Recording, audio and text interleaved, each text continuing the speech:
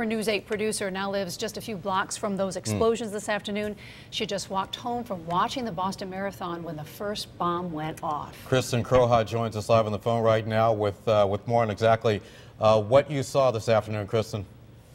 Hi, yes. I actually live on the corner of Hereford and Beacon, right where the marathon runners turn to go onto Boylston Street. And my boyfriend and I came back to the apartment when we heard the first bomb go off. And then shortly after, about a minute later, we heard a second bomb go off. When we walked outside, all of the runners that were on Hereford to go to the finish line came down the road towards Beacon Street where we live, and about thousands of people were gathered there trying to figure out what was going on. They were saying that the only thing that they were told was to go toward the water to get away from the explosion.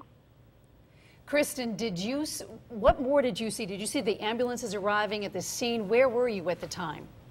At the time of the explosion, we were actually up at the race and decided to come back because we wanted to take a break. Certainly, it's a really high-energy event. It starts early in the morning, and we were there for a good deal of the morning. So we came back, and as we came back, we heard the explosions. And that's when basically panic set in for everybody outside.